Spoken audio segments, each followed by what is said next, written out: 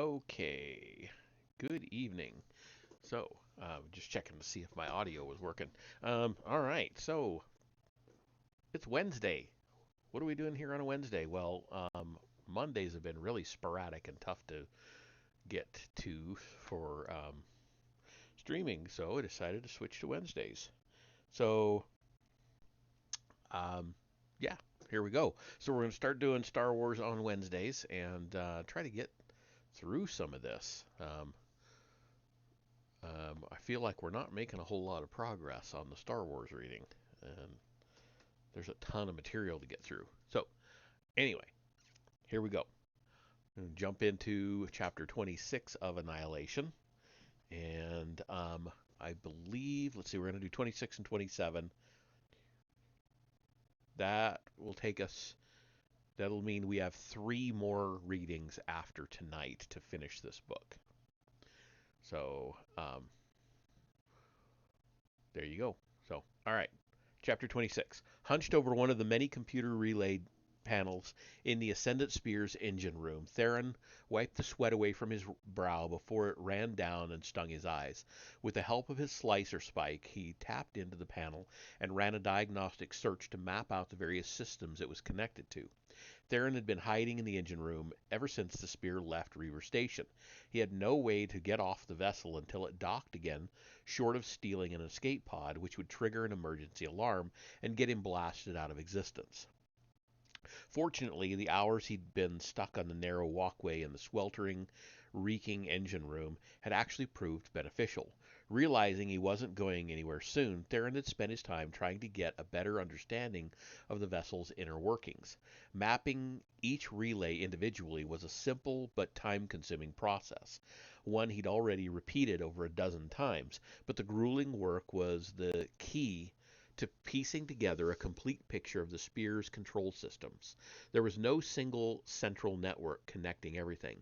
Each system was controlled independently, linked to several different relays that could allow functionality to be rerouted through multiple pathways if something went wrong. His exploration of the engine room was proving to be simultaneously exhausting, fascinating, and disheartening. The complexity of the ship was mind-boggling. It was the crowning achievement of Darth Mekis's experimental weapons program. SIS had long suspected that there was some kind of link between the vessel itself and whoever was in command. Mekis had specialized in combining biology and cybernetics, but the full scope of the symbiotic relationship went far beyond anything they had theorized. Whenever Theron sliced into a computer terminal, his cybernetic implants allowed him to interface directly with the network, but there was still a wall of separation, a clear distinction between user and device. Mekis had found a way to tear down that wall. When Karad was in command of the spear, the ship became part of her, or maybe she became part of the ship. They were inseparable. The connection gave her the ability to read and react almost instantly during a battle. The Spear's sensors relaying information directly into her awareness, then responding immediately to her commands. It also gave her a heightened awareness of everything that was happening with the vessel's systems while she was linked to the ship. Theron would have to be extremely cautious with anything he did, taking extra care to use a light touch so Karad wouldn't sense his presence, and he realized the original plan of planting a dormant virus probably wouldn't work. Even if Karad didn't notice the intrusion, the spear had multiple layers of safeguards and redundancies that would quickly isolate and disable the virus. The relays cutting off the malware as they rerouted the damaged functions through a new path. The only hope of effectively sabotaging the vessel was for Theron to be actively slicing the system while the spear was in battle, shifting and switching his electronic attacks to stay a step ahead of the vessel's security protocols. The dilemma of how he was supposed to actually get off the ship if he was actively sabotaging it in the middle of a battle was something he tried not to worry about for the moment. On the plus side, the spear's unique design allowed Theron's own cybernetic implants to operate at peak efficiency while he was plugged into the ship, giving him a level of access unlike anything he'd experienced before. He'd already managed to patch into the ship's internal communications, allowing the implant in his ear to receive all their transmissions. "Red Patrol checking in," a voice chimed in his ear. "E deck is clear. Proceeding to F deck." Theron sighed and disconnected his slicer spike from the panel. He stood up straight, stretching to ease a crick in his back.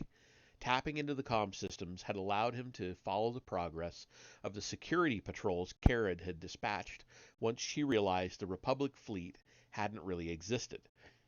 Theron had been tracking them closely as they systematically worked their way through each level of the vessel, wing by wing. He hated to interrupt his work, but it was time to move if he didn't want to be discovered. He went to the Durasteel maintenance hatch and slowly turned the wheel to open it. There was a sharp clink as the hatch popped free, and a soft squeak from the hinges as it swung open.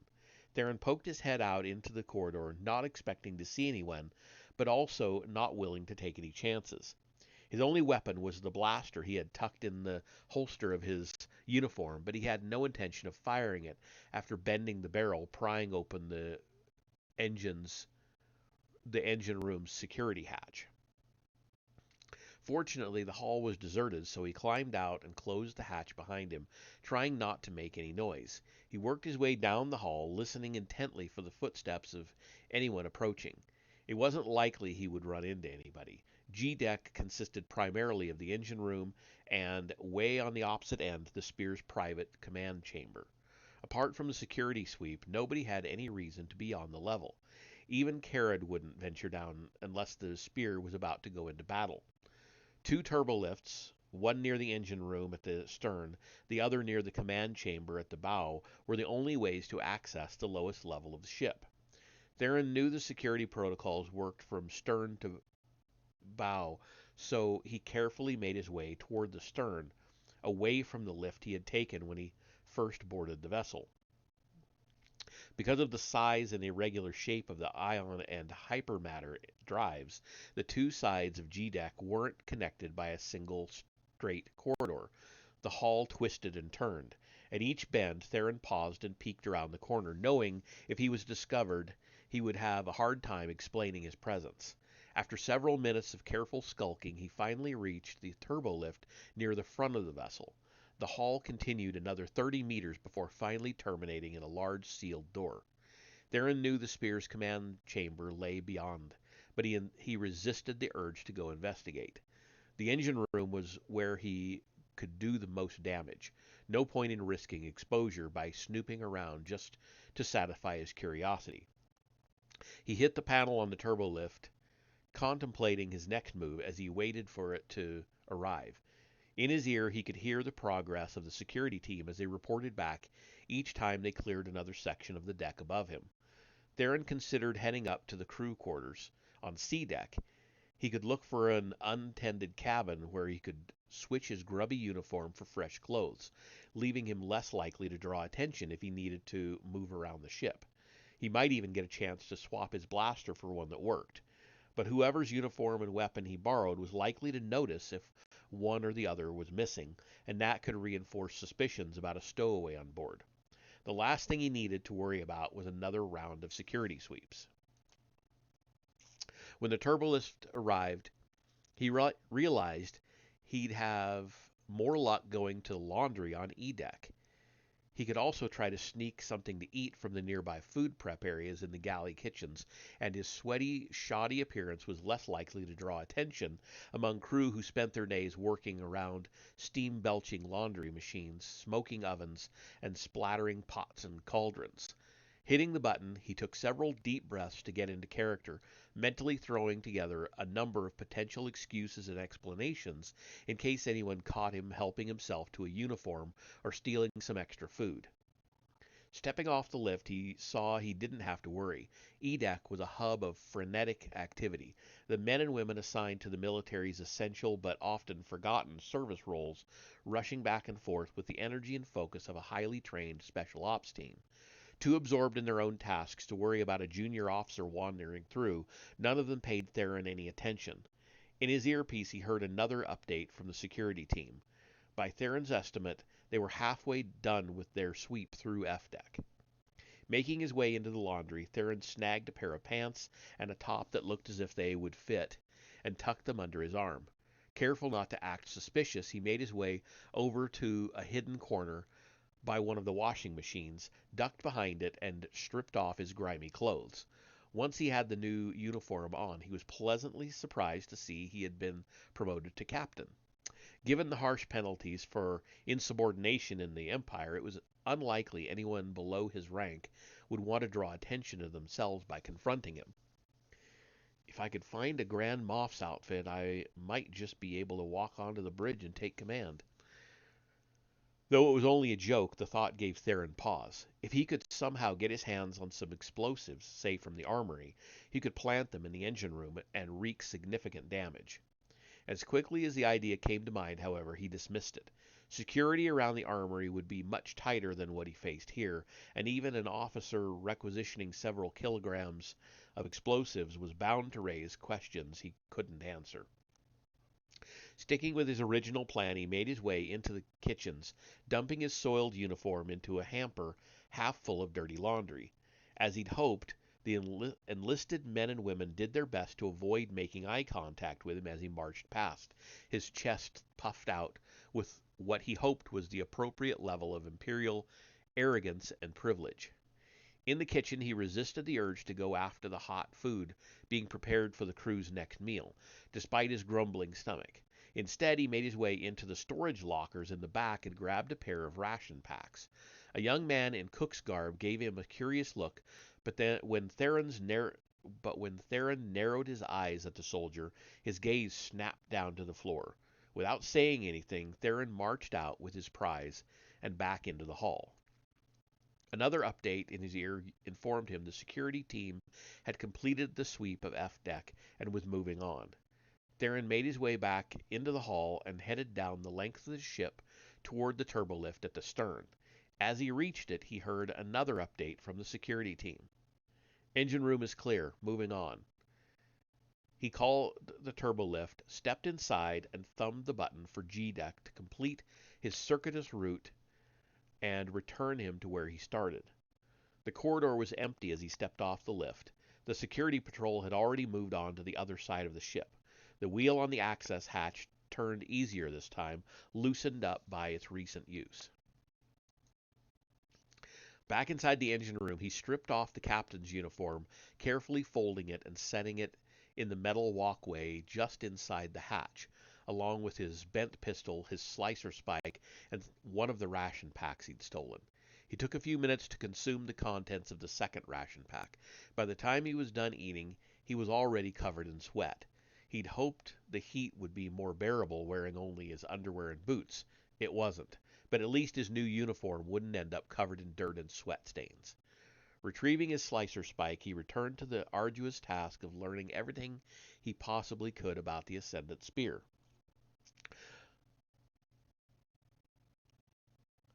And then it switches gears. Okay.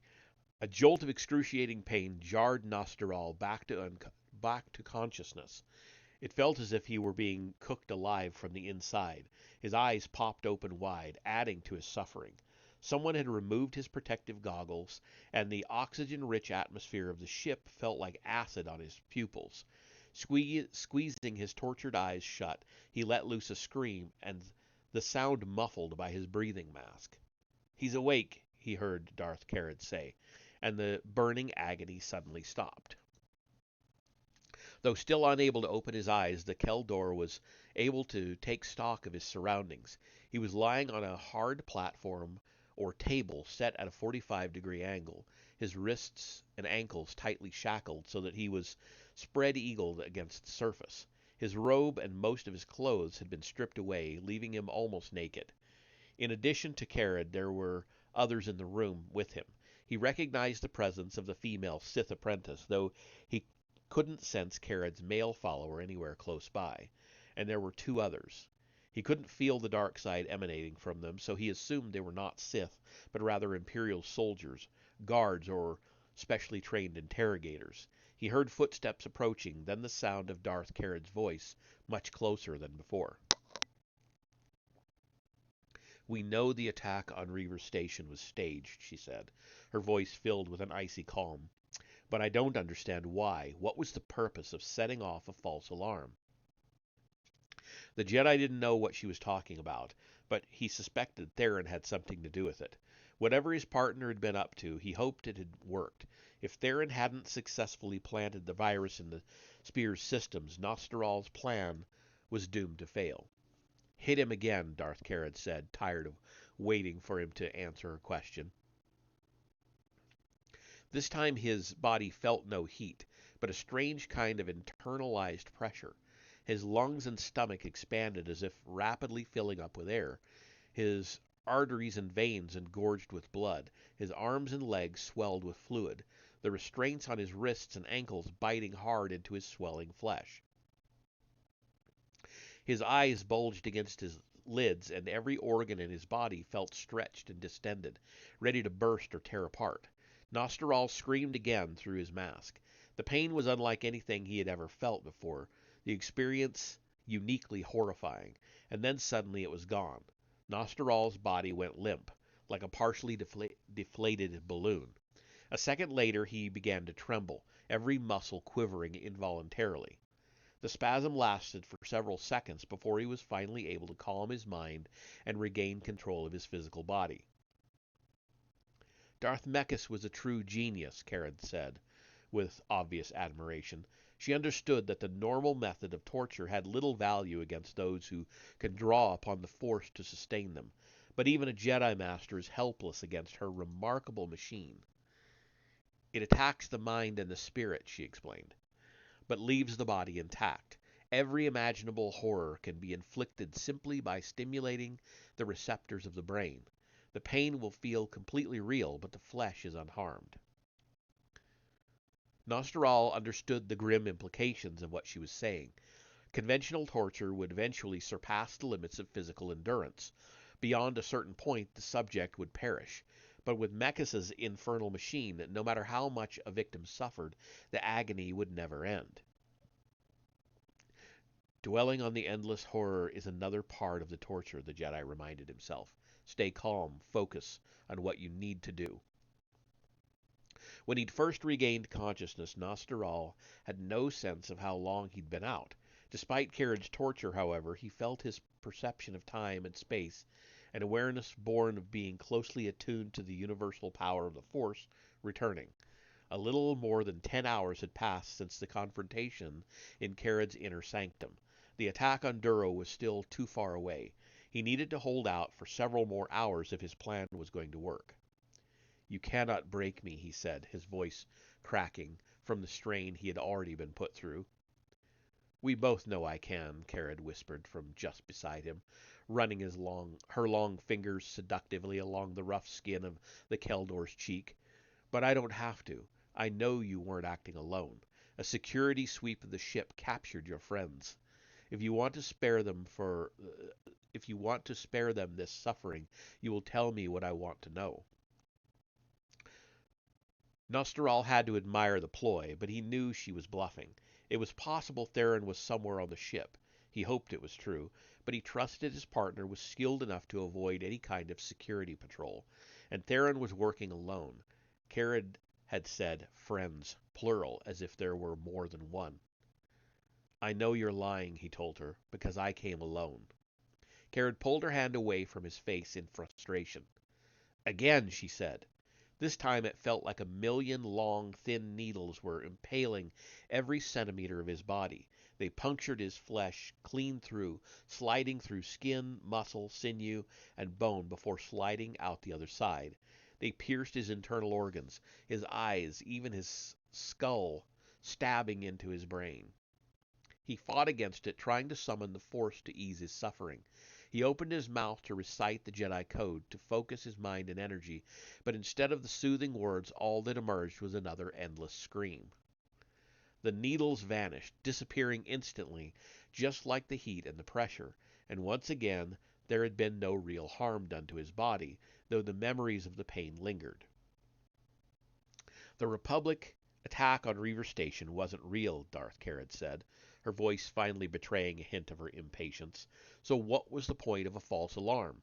Is a real invasion coming next? One we will dismiss because we think it's just another equipment malfunction? Yes, Nosteral croaked. That's it. You figured it out. Or was it a ploy to cause confusion? Carrot continued, ignoring his obviously false confession.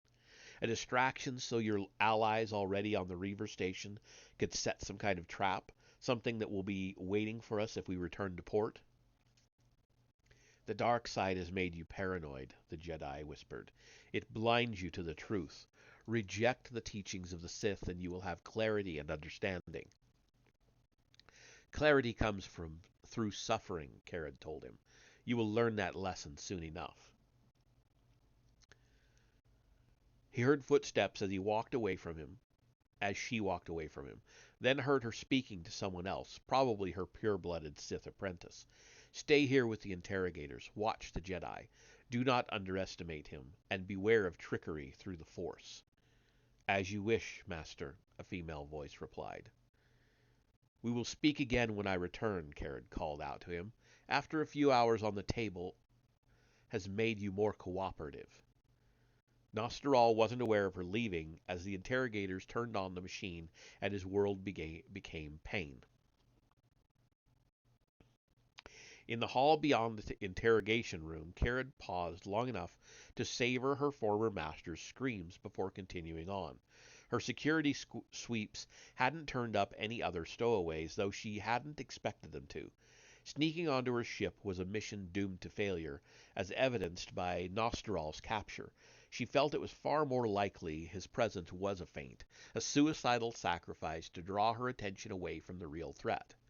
She'd hoped the Keldor would break easily, but she hadn't really expected that either. Even Darth Mekis's wondrous device would need time to wear down a Jedi Master. But eventually he would tell her everything she wanted to know. Who he was working with, how he had known to find her on Reaver Station, why they had staged the false Republic attack.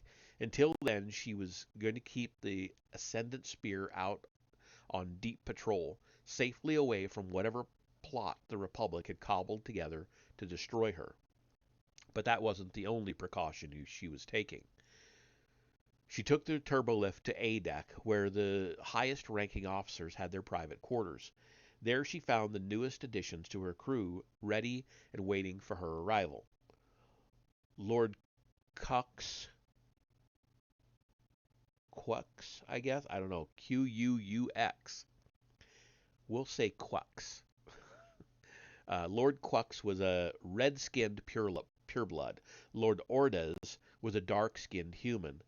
They had come to Reaver Station to swear fealty to the newest member of the Dark Council, though Carrot had initially been reluctant to welcome them aboard her vessel, for fear they might one day be tempted to try to take it from her.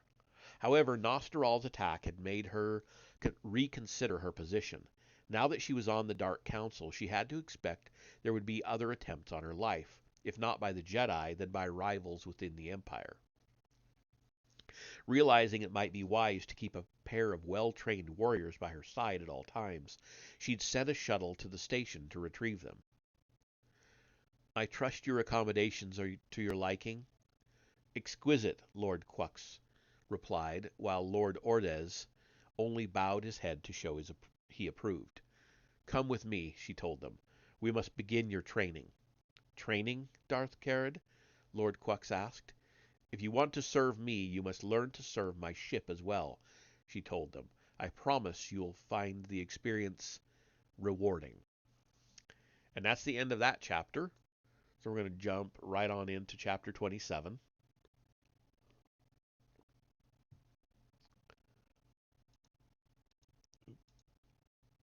Where are we at? How long have we been going? I forgot to look.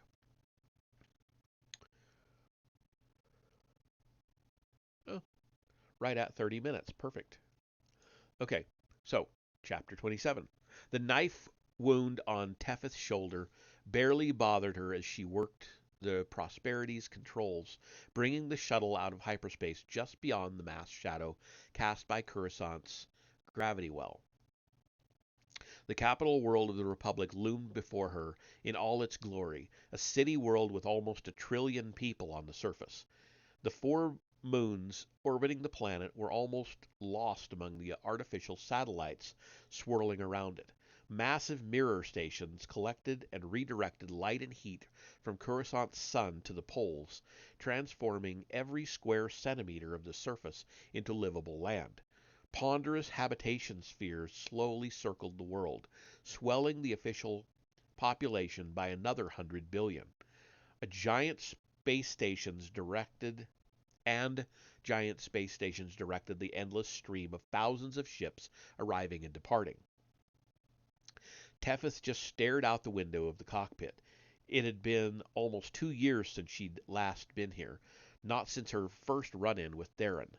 She'd forgotten how overwhelming the galaxy's most densely populated planet could be when seen from above. The incessant beep of the shuttle's comlink finally snapped her out of her fog, and she reached out to open the channel. "Prosperity, do you read?" A man's voice crackled out. "This is Coruscant Flight Control Station 473. Prosperity, please acknowledge." "This is Prosperity," Tethys answered, realizing the shuttle's auto-transponder must have transmitted the registration directly to the nearest space station for clearance upon her arrival. "What's wrong?" "Been trying to hail you for almost 2 full minutes. Might want to check your comm equipment." "Roger," Tethys replied, not certain what else to say. She knew how to smuggle a ship onto Coruscant, but she had no idea what the protocols were for a legal landing on the surface. "You looking for surface clearance?" the man asked her after a few seconds of silence. "Roger," Tethys agreed. Another few seconds passed before the man asked, "Do you have your destination?" He was clearly getting annoyed. "The Jedi," Tethys blurted out. "Grandmaster Satele." There was a long pause on the other end before the man replied, "You are cleared for landing at Diplomatic Spaceport 27B. Transmitting coordinates now." "Roger," Tethys said it again. "Over and out." Relieved to put an end to the awkward conversation, Tethys turned the ship over to the autopilot, allowing it to chart its own course down to the surface. She was surprised she didn't have to wait in some kind of queue or touch down at one of the orbital space stations for some kind of verification before landing, but then she remembered whose shuttle she was flying, and she realized she had probably been given some kind of special priority service. The shuttle plunged down into Coruscant's atmosphere, the autopilot falling into the nearest officially designated flight path as it sped her rapidly to the surface. The ship rattled slightly as it came in, a result of the damage it had sustained crashing through the doors of the hangar during her escape from Jigani Port. But Tethys barely noticed, her attention focused on the unimaginable crush of buildings, speeders, and people on the surface. Coruscant truly was a wonder of the galaxy. There were other worlds with endless cityscapes, like the Hutt-controlled moon of Narshada, but none of them rivaled the Republic capital. The tallest, grandest buildings on the Hutt world would have been dwarfed by even the smallest of Coruscant's sky towers. The general feel of Narshada was one of claustrophobia, cramped and crowded. The effect of Coruscant was almost the exact opposite. The towers reached up forever into the sky, and the endless streams of traffic stretching off to disappear over the horizon made the world appear even larger and grander than it actually was. The autopilot chimed softly, indicating she was nearing her destination. Tethys switched over to manual control when she saw the spaceport below her. She didn't trust autopilots to bring a ship down smoothly at the best of times, and she feared the Prosperity's damaged hull might throw its precisely calibrated systems off. Diplomatic Spaceport 27B was an arrangement of half a dozen circular landing pads in a circle atop a very large flat-roofed building. In the center of the landing pads was a small structure that Tethys guessed housed a turbolift leading to the building's interior, along with a handful of security personnel.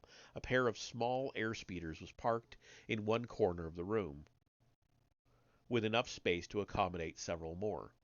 The shuttle touched down with a slight thump, and Tethys killed the engines. She saw two men in official-looking uniforms, one carrying a blaster rifle, the other armed with a pistol, striding out of the central structure toward her vessel, confirming that at least half of her hypothesis was right.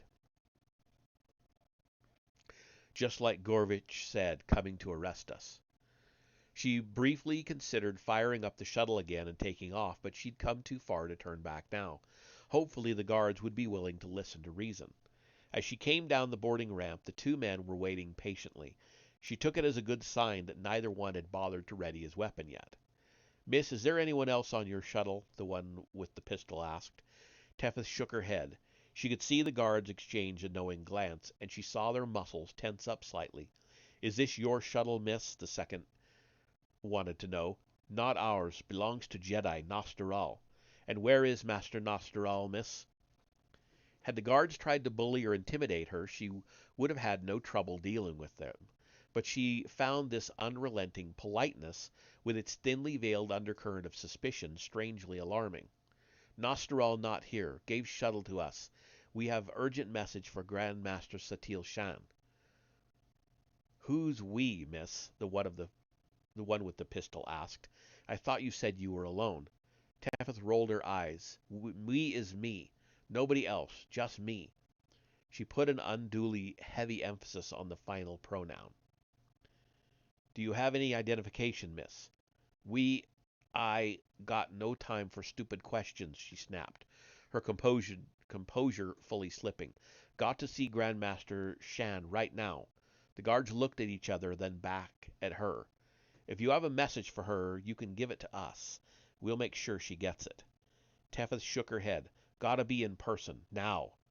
The guards must have exchanged some kind of unspoken signal, because suddenly they both had their weapons trained on her. "Miss, please remove your blaster and set it on the ground, slowly." Tethys did as instructed. "Miss, you need to come with us." "We go with you," Tethys said, trying to sound calm, instead of like some raving lunatic. "But you send message to Grandmaster Shan. Tell her Theron sent us." While the guard with the blaster rifle kept his weapon pointed at her, the other holstered his pistol and came over to collect her weapon from the ground. Then he gave her a quick pat down, careful to avoid the wound on her shoulder. To her surprise, he didn't slap a pair of stun cuffs on her, only took her by the elbow and led her inside the small structure in the middle of the spaceport, his partner following behind with his weapon still at the ready. It was clear they didn't trust her, but since she'd arrived in a Jedi Master's shuttle, they were hesitant to treat her like a common criminal. As Tethys suspected, there was a turbolift at the rear of the structure, along with 2 chairs and a holo-terminal. The only door was the one they had just entered, though there were 2 small windows on each of the side walls. "Sit down, miss," the guard at her elbow said. Still hoping she could reason with them, she did as instructed. "Send a message to Grandmaster Shan," she reminded him. "You promised us." "Just try to remain calm, miss. We'll get this sorted out." "Nothing to sort," she said, rising up from her chair. "Call Shan." The guard with the blaster rifle took a step back, weapon raised, as the other came forward and grabbed her elbow again. "We'll put a request in through the proper channels," he said, hoping to calm her while trying to guide her back into the chair. "Just sit down and relax. Someone is on the way." Tethys let her shoulders slump and bowed her head as she started to lower herself into her seat. Thinking she was resigned to her fate, the guard at her elbow relaxed his grip. Instead of sitting down, Tethys spun free, yanking the pistol from his holster with one hand as she slid around behind him, using his body to shield her from the guard with the blaster rifle. At the same time, she grabbed his wrist with her other hand, twisting his arm up and behind his back while jamming the pistol against the side of his neck. It happened in the blink of an eye. The other guard didn't even have time to cry out in surprise before Tethys had his partner at her mercy. "Let him go," he said, raising his blaster rifle. Tethys twisted her human shield's arm up even farther behind him. He grunted in pain as she peered at the other man from over his shoulder. "You go outside. Close the door. Come back in. Friend dies." The guard hesitated, and Tethys pressed her pistol even harder into her captive's neck. "Listen to her," he pleaded. "Do what she says." Keeping his weapon high, the other guard slowly backed up until he was outside the small building. He waited a moment, then ducked to the side and out of Tethys' line of fire. She braced feared he would pop back around the corner to take a shot at her, but instead the door slid shut as he hit the access panel on the outer wall. Tethys shoved her captive in the back, sending him stumbling away from her. She raised the blaster and fired, frying the panel by the turbolift and causing the man to let out a sharp yelp as he dropped to the floor. Backing away at the far corner of the room, Tethys said, "Get up. Use holo. Call Grandmaster Shan." I don't know how to reach her," he said. "I don't have that kind of authority." "Call your boss. Call boss's boss. Get Shan on the holo or you die." "Okay," he said, getting to his feet. "Okay, I'll try." Tethys had no idea if her plan would work.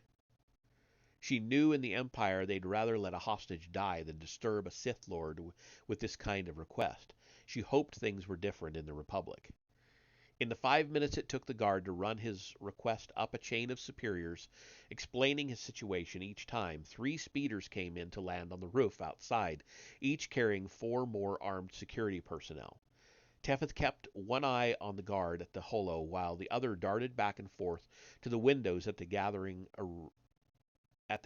array of firepower, wondering how long she had until they tried to storm the building. Just as she was about to give up hope of ending this without bloodshed, the man at the holo said, "I got her. She's here." Tethys glanced over to see a woman's face on the holo.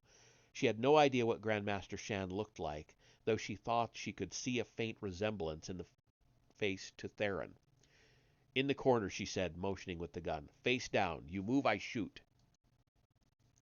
"There's no need for violence," the woman on the holo said as the guard complied with her instructions. "Let's try to stay calm." "Tried that," Tethys told her, keeping the weapon trained on the guard in the corner. "Nobody listened. Violence only way to get results." "I'm here now," the woman said, obviously trying to soothe her. "I'm listening." "You Grandmaster Satil Shan?" "I am." "Message from Theron. Need your help. Sent me to tell you." From the expression on the woman's face, Tethys knew Satil was who she claimed to be. She also knew Satil had no doubt that she was telling the truth. "What happened? What's wrong?" "Not here," Tethys said, shaking her head. "Too many ears. Somewhere private." "Do you want to come to me?" Satil asked. "Or should I come to you?" Tethys glanced out the window to see more than 20 armed guards waiting on the roof outside. "You come here. We not going anywhere." 30 seconds after ending her holo call with Satil, Tethys saw the guards outside pulling back and lowering their weapons, though none of them left. 5 minutes later, another airspeeder touched down, this one carrying a single figure in a brown robe. Ignoring the armed guards, she jumped from her speeder and walked quickly toward where Tethys was holed up. As she drew closer, the Twi'lek recognized her as the woman from the holocall. She paused at the door. "It's Grandmaster Satil Shan," she said. "Get up," Tethys said to the man still lying on the ground. "Open the door." He did as instructed. Satil glanced from the guard to Tethys, then back to the guard before stepping inside. "Go," she said to the guard, "and take the rest of your CSF friends with you. This is Jedi business."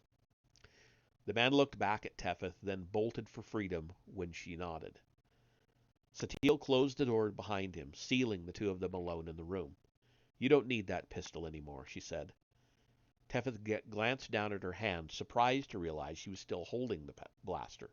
She quickly set it on the chair beside her. "You said Theron sent you," the Jedi said. "He needs my help." "Nostaral, too. Tried to tell guards. Wouldn't listen."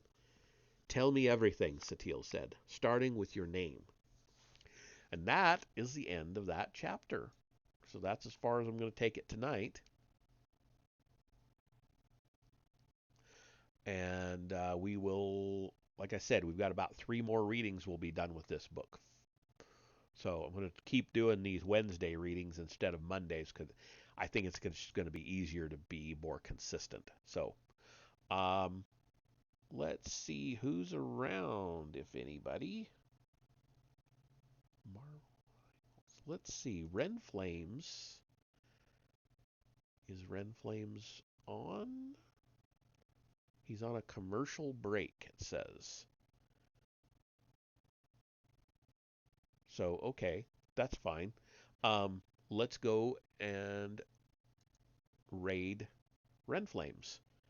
I'll take us on over there. Bear with me just a minute or two, and we will get on over there. Let's see. Yeah. Okay. We'll head on over there. I will see you in just a moment.